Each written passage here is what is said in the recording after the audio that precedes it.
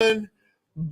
All right, ladies and gentlemen, we got an enlightening conversation for you guys. We're going to demystify measurement marketing and discover how harnessing the power of Google Analytics can lead to transformative business success. So let's get this one going. Here we go.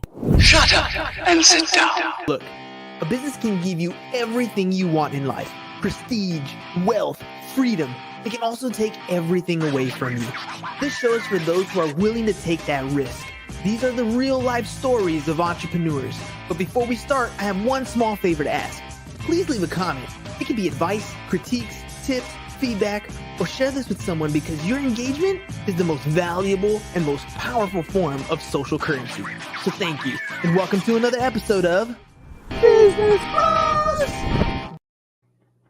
All right, business bros, here we go. Today we got a very special guest who's here to unravel the mysteries of marketing, measurement, and Google Analytics. He joins us from Austin, Texas, with a treasure trove of insights and expertise in the world of online marketing. In this episode, we're going to dive into his journey from creating online courses to mastering Google Analytics and launching measurementmarketing.io, which is a platform that empowers individuals and businesses to harness the full potential of measurement for their online success. So let's welcome to the show. Well, he doesn't go by his first name. He just goes by Mr. Mercer.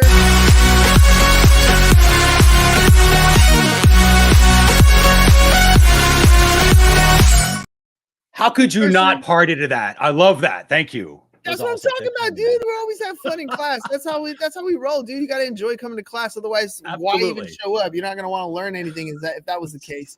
So true. All right, man, let's jump into this. Very first question I always ask is the obvious one. Get it out the way. You're here to sell something, to promote something, to talk about something that you want to get out to the general public. What is that? Absolutely. So our main website is measurementmarketing.io. Our flagship training program is called the Measurement Marketing Academy. And we're basically for entrepreneurs who are learning. You pay money on paid media. You do this SEO stuff to try to figure out how to drive traffic to your site. But is it working? And how is it working? And what do you adjust? Well, measurement can help you. All these free tools like Google Analytics, things like that. We train people how to use those tools so they can actually get those answers and start improving their own marketing. Hence, measurement marketing. All right, dude. I've always heard a saying. I love the saying. My brother says it all the time. If it can be measured, it can be improved, right? So the problem with getting people to improve is they don't know where their floor is. They don't know where they're starting at. So they don't have any room for improvement. Essentially, they want more, but they don't know what more actually is. Who's your target audience here? You going after the small solo entrepreneur? You going after the big 10 million plus revenue businesses? Who's your target audience?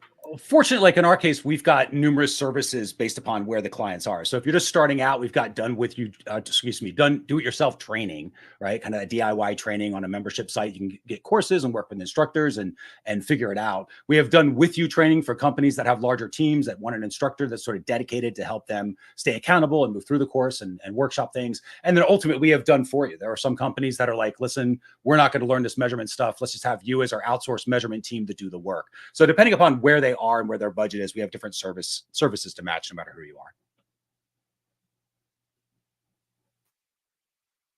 And you are muted to me right now, just in case. That's perfect. There you go. That's good. That's live, no net. That's what live, no net is all about, man. All right, so I said I'm going to be honest with you. I teach a math course, right? And so every year I get to jump into a classroom with 30 plus high school seniors, and they all look at me like I'm afraid of what you're about to say because it requires numbers, right? All of a sudden, people, it's weird. It's not appropriate for someone to say they can't read, but it's okay to say I'm not good at math, which is totally weird to me. But anyways, back to the point here. You're teaching people how to do, how to read their analytics, how to improve upon their business.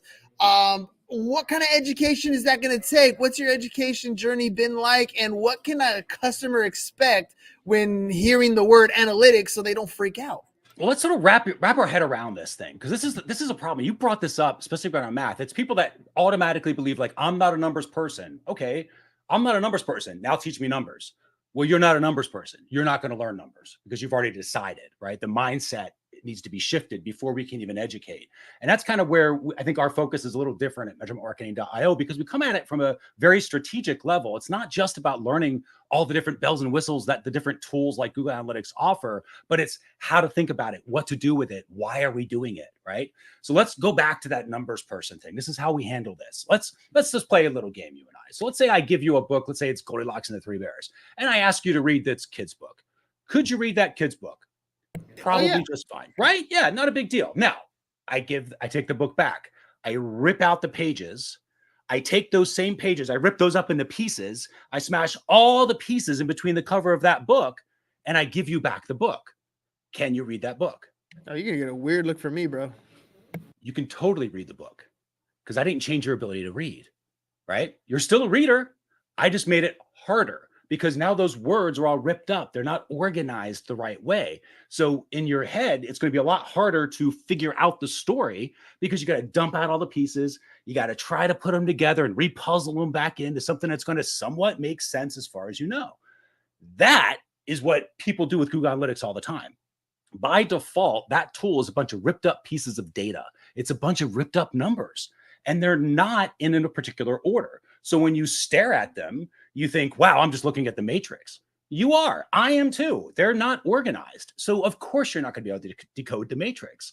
So instead what you go is you go, okay, listen, I'm looking at a ripped up storybook. What I need to do is learn how to use the tool so that all those pieces go together and they start to tell a natural story. Because you should never have to analyze a report. You should make your system so freaking easy that you don't have to analyze it. And that's sort of the difference in how we teach our students. Because when you realize that, you go, oh, it's not that I don't know how to read. It's that it was harder to read. Now I'm making it easier to read. Therefore, I'm a better reader. And in the case of Google Analytics, it'll be, oh, I guess I am a numbers person. Because a numbers person really just needs to know 1 + 1 = 2. As long as you know. Yeah, and you're exactly right. Once you understand, so the class I teach is called financial algebra, and a lot of what I teach is vocabulary based, because if you don't speak the same language, then it doesn't matter what I teach you at that point. It's not going to make any sense. So first you got to learn the vocabulary, then we can learn about what's going on in that particular concept. And I think it works the same way with that Google Analytics stuff, right? There's a bunch of reports. Which ones are relevant to you? Which numbers are the ones that you need to focus your attention on, which most companies do anyways with KPIs. You're just looking at them from a marketing standpoint to pull that data from. So what was your educational background? How did you get to where you are here today? Great question. Mine, I'm definitely numbers tolerant, right? Like I don't consider myself a numbers person, but I am numbers friendly, right? I get along with all sorts of numbers. But my background was never that. Like I didn't like math. I remember taking algebra 2 and going, this is ridiculous. Like when they came up with imaginary numbers, I'm like, all right, I'm done. Can I tap out now? Like I've learned what I need to learn.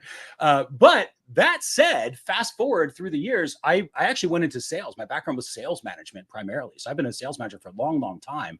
And when I started measuring was when I was in sales, because you had to record how many dials do you need to make in order to get an appointment? How many appointments do you need to go to in order to close a sale, right? And how many sales do you need to make in order to hit your monthly number, whatever that happens to be. So I got really used to using numbers back then as a salesperson. When I became a manager, it was using those same systems to help other team members to improve their sales. And then when I moved into marketing and Google Analytics stuff, I just treated it like a sales manager would to manage the pipeline. And that's where we're a little different on how we use the tools. And what I would encourage people to do is to think differently about how they use these tools. Because a lot of people will look at tables of data and go like, I have no idea what this means, right? They log in, they look at it, they shrug their shoulders, they go, okay, let's just, I guess, go back to Facebook and try to spend more money. I don't know. And there's a lot of frustration that's around that. But when you understand how to use the tool and the mindset behind the tool, then it becomes a lot easier to use. And I'll give you an example of that. You and I right now are having a conversation. You're asking me questions. I'm passing them back to you. And we're both going to adjust what we're saying based upon what the other's doing, right? That's how conversations should work. Yeah. One person's listening, one person's responding, right? So that same thing is happening on websites right now, right? Listening and responding is easy when you're in front of somebody because we naturally do it. But as a marketer, as an entrepreneur, you don't think about like, oh, my website right now is having a conversation with somebody who's on that website. Well, what is that conversation? Are we listening to the user side of the conversation? And most organizations aren't. But when you set up measurement, that's how we listen. We listen into their side of the conversation so we can make sure that it's the same conversation that we want the website to have. So if they're going to the offer page, or is it building value so they go to the cart and ultimately purchase the product? If they're going to a blog, are they scrolling down? Are they spending time on that page? Because that's what the blog's supposed to get them to do, to engage with the brand, right? And so you can think about all the different behaviors that are supposed to happen because of your business, right? Or the website that it's supposed to generate. And then you use those tools like Google Analytics to measure, are we getting those behaviors that we are supposed to be getting? And that's what makes it easier to use, because then you can see like, oh, here's where we're missing the mark and here's where we're not. And where we're missing the mark, here are some things we can do to improve it. Where we're not missing the mark, let's just add more traffic, right? Because it seems to be working. It's a weird mentality to put someone in a marketing mindset, because your conversations are completely different. And there's different opportunities when it comes to marketing. Some of it could be branding based. Some of it could be sales oriented. Some of it could be just collecting data and building an email list. Like there's different things that you're creating marketing campaigns for. And as somebody who reads those analytics, you could have gone into any business pretty much and worked for them and built that up. Why become an entrepreneur yourself? Why start this as a business? Yeah, great question. I think why an entrepreneur? Because I just have a genetic deficiency, as do all entrepreneurs, that we just have to have a certain level of control and to create our own little environment, right? We're the hunters of the world. And so that's just sort of a natural spot. I think that's kind of why I'm an entrepreneur. I like doing it my way and figure out new things. And I don't like restrictions from other people's systems that are coming upon me, right? If I'm in an organization though, and I've been part of those organizations where they have more of an entrepreneurial mindset, I thrive in that, right? That same personality thrives because it's got room to grow and experience and not be told what to do all the time, but have that creativity to come up with problems and the solutions for those problems. I think that's the entrepreneur part. So, I think that's where it comes down to on that. The marketing side and the weird conversations and why I do this specific thing, why I really focus on training is because I will do anything to be in the room when someone looks at the world a different way, that they can see it this way and they've never seen it before like that, and they will never again not be able to see that again, right? It's like once you see something, you can never unsee it. I like that light bulb moment. That's just how I'm built. I can't explain it. It's just how I came out.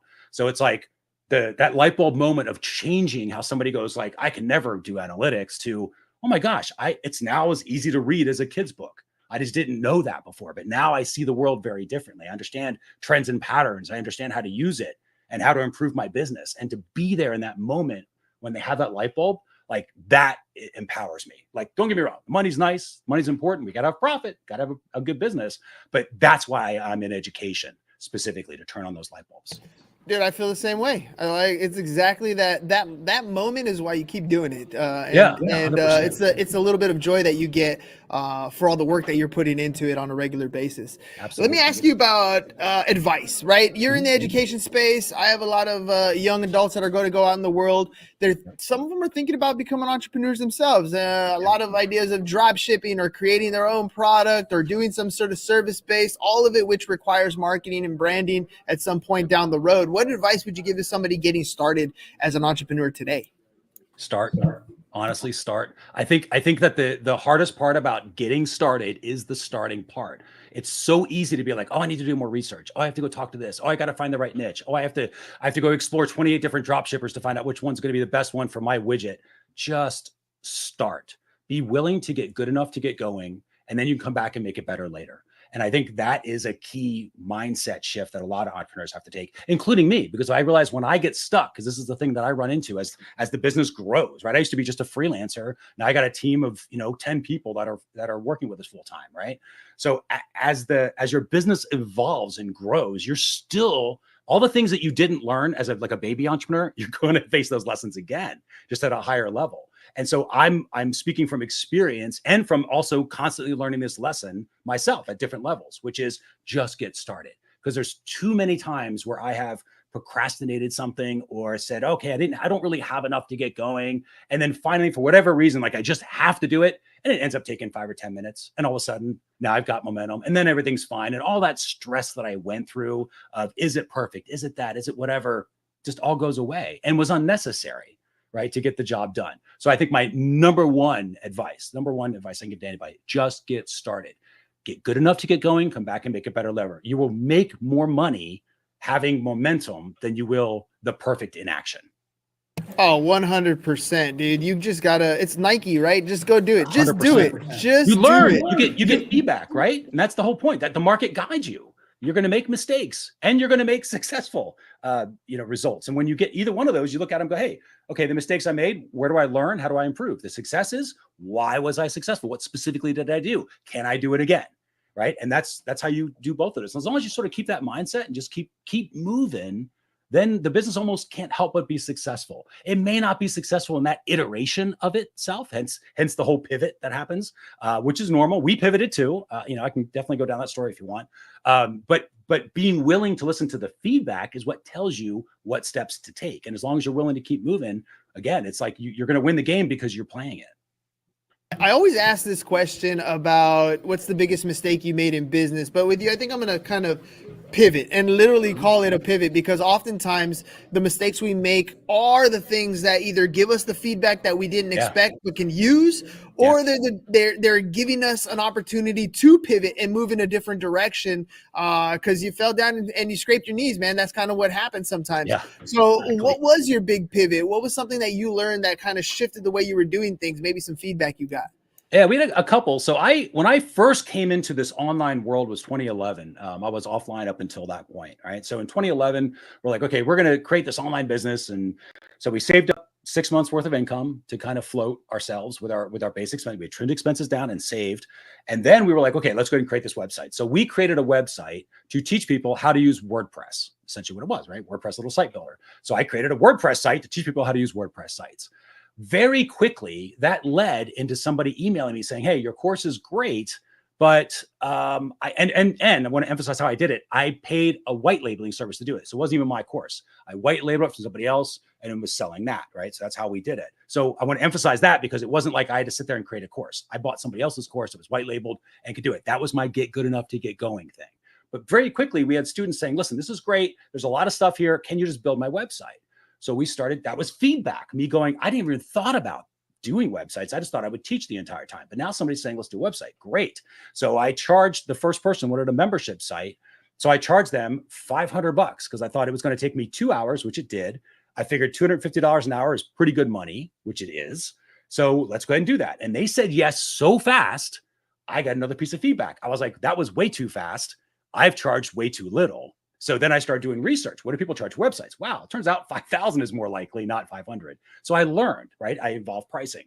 But needless to say, when I started selling that first one, I realized it was a market demand because I listened to the market. So I pivot. I started doing websites and teaching WordPress. Now I start hiring outsourcers. So I'm learning to grow as an entrepreneur, learning to grow my team.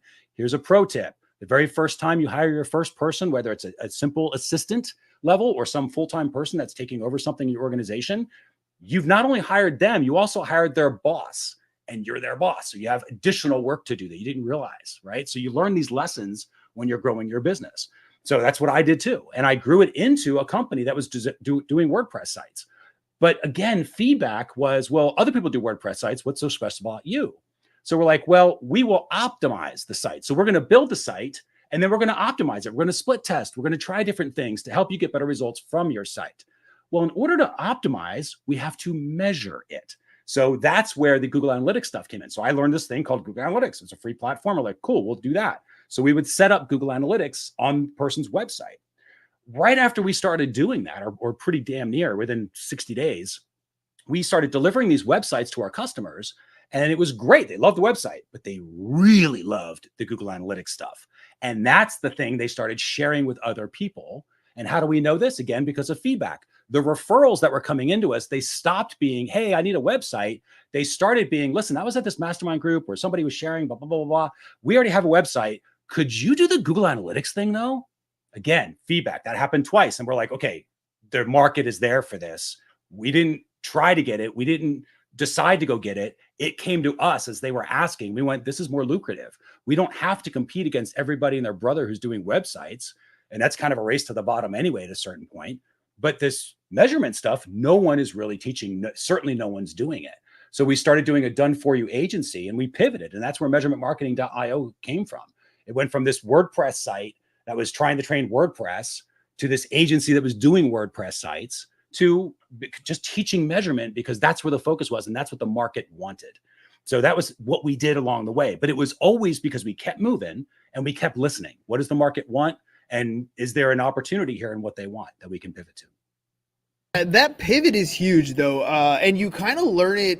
Again, this is why you have to just do it and go out, because you learn it as you go, you get better. I know your episode 1268. So when I started this podcast, it was a completely different idea of what I wanted to do, to where it is today, even to how we monetize. When you first start a podcast, people are like, how are you making money off that? Are you selling commercials? Are you getting sponsors? I mean, yeah, you can do that.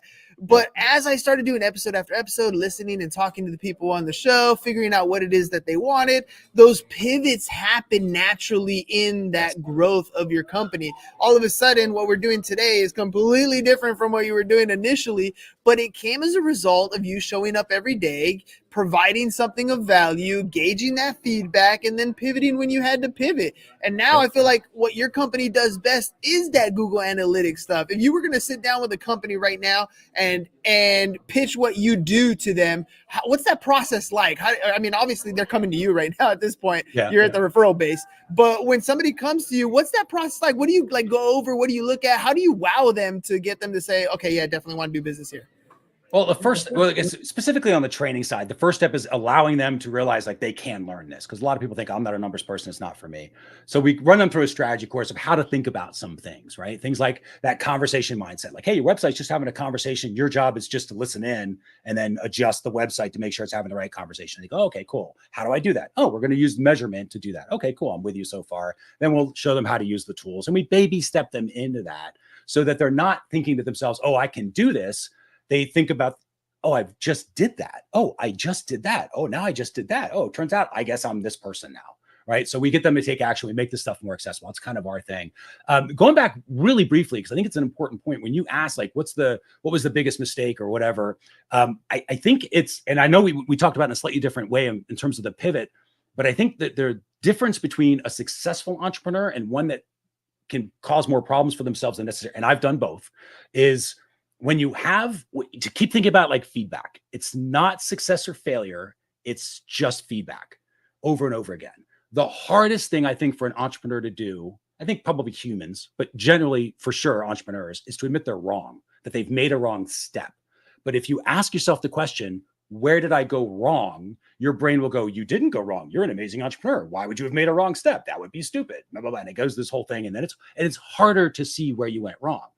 But if you ask the question, where is the feedback that I missed or didn't listen to? Then you go back into it. You come at it with fresh pair of eyes. Your ego isn't putting itself on the line all of a sudden because you changed the power of the question, right? So you get better results simply because of how you look at something. That's kind of what we also do with Google Analytics and the other tools like Tag Manager and Looker Studio and all the other tools that come into this measurement system. It's how you look at them determines whether or not you're going to be successful. So we make sure that people are looking at them in a certain way, in the most useful way. And then we show them the easiest way to get the fastest results from them so that they get those wins, so that they go, hey, this was good enough to get going, but I want to make it better now. And then they go back and they get more excited and they get more from their measurement systems. Yeah, and the excitement never goes away. The ego is always going to be there. You might always miss some of that feedback, but as long as you're kind of receptive to it and you kind of shift that mindset, that I think that's where, your ego will kind of quell down, and then you look at your bottom line, or you look at some efficiencies that you need to look at, and all of a sudden that feedback kind of clicks with what you're doing and what you're hearing, but you just got to be open to it for sure. And the actions become natural, right? When you listen, you know what to do, which is nice. You don't have to think like, oh, what do I do with this? You just sort of naturally know what to do when you're coming at it from that perspective, which is cool. Yeah. Okay, but again, it's just a matter of trying to shift that mindset. It's hard. I get it when your name's on that billboard and you don't want to make any mistakes. And especially early on when you're bootstrapping everything, you only got 6 months of reserves to kind of make things. The pressure mounts for sure, but the feedback is still that important. What's the vision of where you're at today? Things are changing. You got AI coming into the picture. People are able to create websites, campaigns, clicks, much easier than they have ever in the past. Where do you see your company going in the next couple of years? That's a great question, because I think generally speaking, there's going to be a lot of jobs that are going to be AI'd, right? Where there's either going to be replaced by AI, or certain parts of the job will be replaced by AI. I think we're going to be in that for sure. I don't know that there's an AI that's going to be able to teach as well as we do, at least not yet. But eventually, when they figure out how to mimic screen share, they will be able to do that, right? And sort of walk through some things. So I think that stuff's coming, probably 5-ish years out for that level of usefulness, but it's coming. Meanwhile, we're using AI to help replicate what we can do. So instead of the power of just one person doing what they can do, if they can use AI and be 3 or 4 people, so much the better, right? So that's sort of how we're currently using AI. But that said, we know it's coming down the pike. We're not burying our heads in the sand going, okay, I'm going to have this company forever in its current form. We're going to listen. We're going to wait, expect to pivot. We don't know what it's going to look like yet, because that pivot may not be for 5 or 6 years, depending what it is. But in the meantime, we have other brands as well. So what I did specifically as an entrepreneur is I said, okay, we've got the Measurement Marketing Academy and the measurementmarketing.io brand, which teaches this thing over here for beginner entrepreneurs, right? New marketers and beginners. We've got another brand called Measure Summit, that is more corporate, more B2B, more Fortune 100 style companies, much more intricate, advanced conversations for those crowds, because they have teams of data scientists, right? 2 completely different markets. But now as an entrepreneur, as a business, I'm a little more diversified. So if one goes down, I still have the other. If the other goes down, I still have this, right? So I'm diversifying a little bit. And then we opened up a third brand, which will actually come out in the first quarter of 2024, is Automated Profits, which is going to be at automatedprofits.io. That is all systems. So it's not just measurement systems and how to learn those, but it's systems for tracking your finances and how to read P&L statements, or hire team members, or managing your team members, managing your own entrepreneurial mindset. So that's where that brand's going to go. And the thinking is, even though AI is coming our way, which it certainly is, for now, we see it as a human multiplier rather than a human eradicator, right? So we're not trying to get rid of humans with AI. We're trying to empower the humans, so that now that means I maybe don't hire as fast as maybe I did in the past, but we're all more effective, right? And then diversify the brand. So if one aspect or one niche goes down, even if the tide goes out on one, like, we don't lose the ship, right? That's the whole point of that. So that's how we're currently handling it. Man, it seems like the Jetsons are going to be here before we know it. I always saw that show as a kid, thinking, wow, eventually I'm going to have a robot like that. And I pretty much do. Or I became this cyborg myself, one way or the other, right? Something happened. Yeah, exactly. All right, Mercer, before we head out, because we're running out of time, if people want to reach out to you, they want to find out more about learning their own analytics, understanding Google Analytics a little bit better, how can they do that? Absolutely. Well, obviously our website's measurementmarketing.io, so anybody can head over there. I will say we have a free level of our membership that we offer. We call it the Toolbox membership. It comes with a strategy course that will teach you what we call the measurement marketing framework. That'll really change how you think about measurement in general. Definitely recommend that. And then it also comes with about 40 other tools that we've created for our members that are unlocked for you as well. And traffic tracking toolkits, dashboard toolkits, things like that. So there's a lot of value back there. Again, that's completely free. And if you want that, just go to measurementmarketing.io/business bros. So again, measurementmarketing.io/business bros. And that'll take you right to the page where you can just do a name and email. It'll send you the login, and then you can take advantage of that.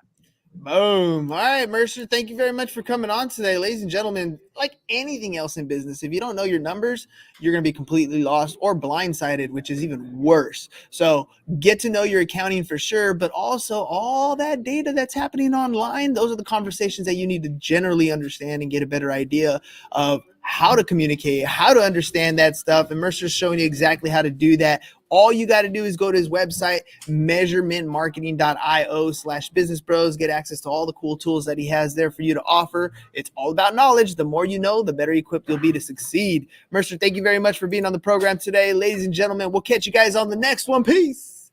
And we're out. It's over. Go home. Is your business in need of marketing? Try starting a podcast. But not just any podcast. Podcast like a pro. We can show you how to take your business from being invisible to becoming a brand people trust. Go to www.businessbros.biz